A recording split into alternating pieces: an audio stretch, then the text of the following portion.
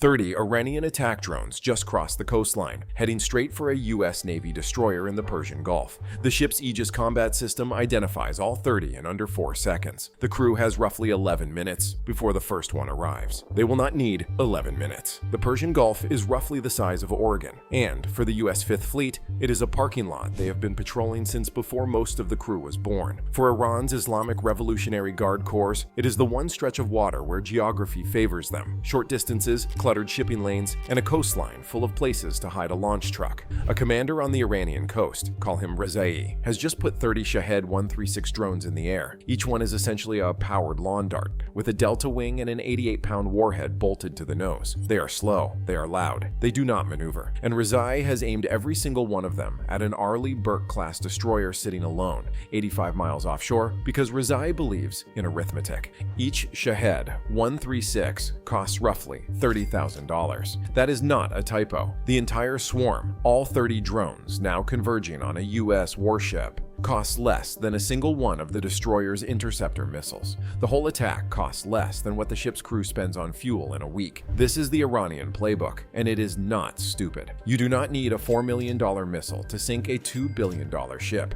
You need $30,000 drones and the patience to wait for the right moment. Rezai picked his moment carefully. The destroyer is on a routine patrol, alone. No carrier strike group, no escort frigates. Standard operating procedure in the Gulf. The Navy keeps destroyers on rotation the way a city keeps squad cars on a beat. Rezai has watched this pattern for months. He knows the ship's general heading, approximate speed, and patrol schedule. He knows it will be alone, and this approach has a resume. In 2019, a drone and cruise missile strike hit Saudi Arabia's Aramco oil facility, the largest petroleum processing plant on Earth, and temporarily cut Saudi oil production in half. Those were Shaheds, same airframe. The air defenses around Aramco stopped exactly 0 of them. Everyone in the Revolutionary Guard saw that footage. It is the reason Rezai has 30 drones in the air right now instead of 5. The first drone is 9 minutes out. Rezai checks his telemetry console. 30 signals, strong and steady, all converging. The Americans have not changed course, have not increased speed, have not launched aircraft. They are doing nothing. He reads this as a ship caught flat-footed. He reads this as proof the swarm is working. He is wrong on both counts.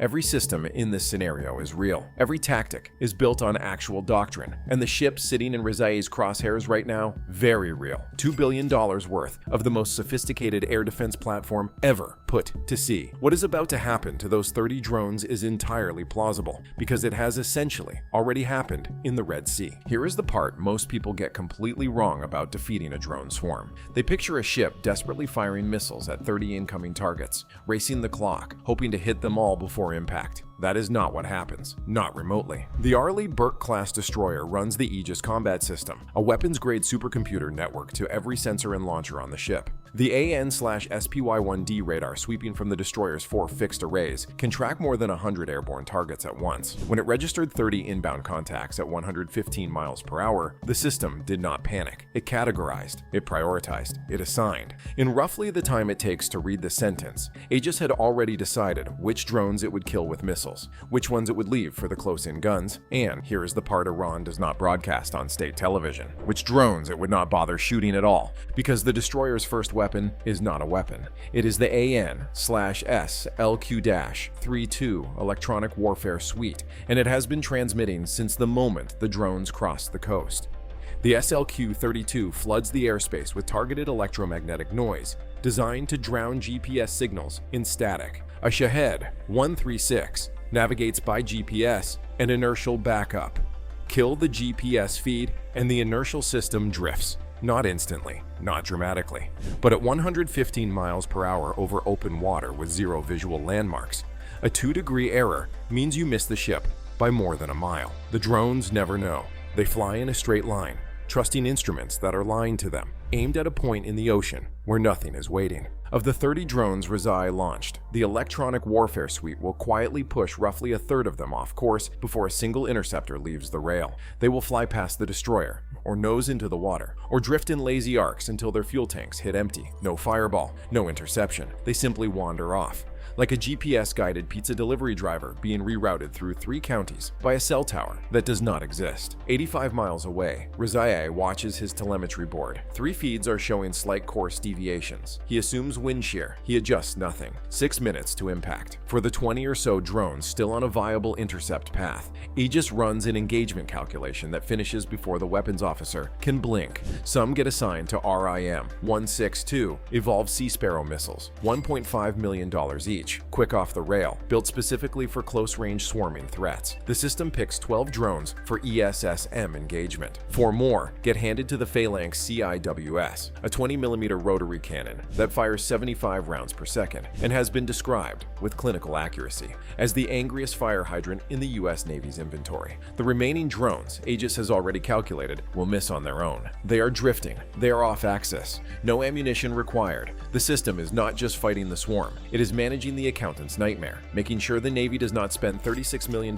in missiles to stop $900,000 worth of drones. The weapons officer in the Combat Information Center has run this drill in simulators more times than he can remember. He sets his coffee mug on the deck behind his chair, taps the base once so it will not slide during maneuvering, and puts both hands flat on his console. 5 minutes. Aegis is tracking 20 active threats. The ship has not changed course by a single degree. The first ESSM leaves the forward vertical launch system at Mach 4. It covers the distance to the lead drone in seconds. The Shahed does not turn. It cannot. The ESSM does not miss. It passes directly through the drone's airframe at 3 times the speed of sound. The fireball is small, 88 pounds of warhead detonating prematurely in open air, 3 miles from the ship.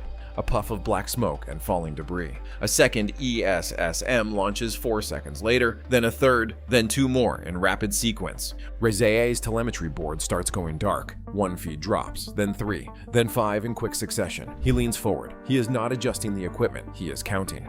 On the destroyer, the engagement sounds like a trading floor. Callouts, confirmations, target numbers. No shouting, no hesitation. The Aegis system cycles through 12 ESSM engagements in just under 4 minutes. 12 missiles, 12 kills. The weapons officer has not moved his feet. Then the survivors cross into Phalanx range. The CIWS activates with a sound that has been compared to an industrial blender processing a filing cabinet. 4 drones, 4 bursts. Each burst lasts less than 2 seconds. The closest drone makes it to within 1,500 feet of the hull before it comes apart into aluminum confetti and falls into the Gulf. The 4 drones Aegis chose to ignore drift past the destroyer's stern at a quarter mile. 2 are already descending toward the water. They hit the surface with no more drama than a lawn chair falling off a dock. Total engagement time, 5 minutes and 14 seconds. 30 drones launched, 0 impacts. The destroyer has not altered course, has not increased speed, has not called for help.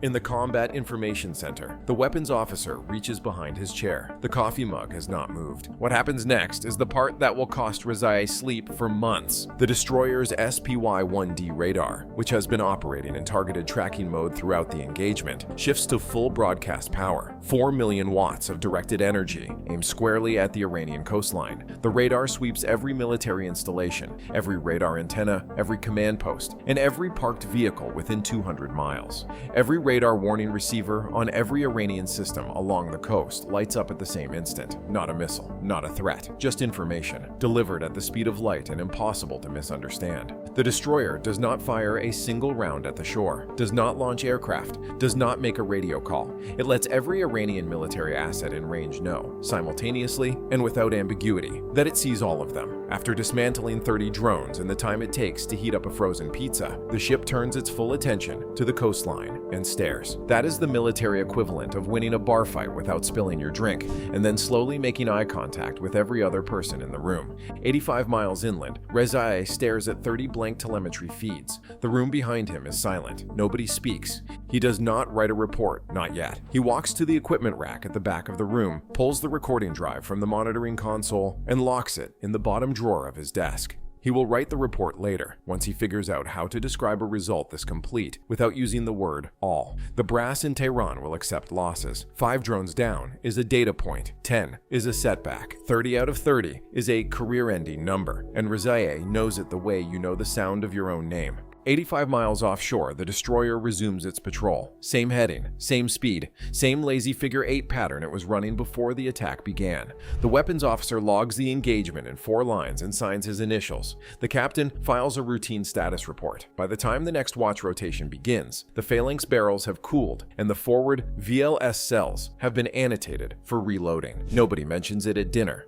That is what happens when you send 30 drones at a ship that was designed from the waterline up to handle exactly this kind of problem. The Shahed 136 is a real threat against targets that cannot shoot back, against an Aegis-equipped destroyer with an alert crew and a functioning SLQ-32. It is a rounding error with wings. And speaking of expensive machines arriving without warning, next video, we are covering Russia's new hypersonic missile going up against US defenses. Everybody assumes the hypersonic wins. The actual answer involves a physics problem that broke 3 defense contractors and a radar return so small it does not officially have a number. That one drops next week. Question for the comments. At what point did you realize none of those drones were making it through the electronic warfare reveal or the first ESSM launch? Drop it below. Stay sharp.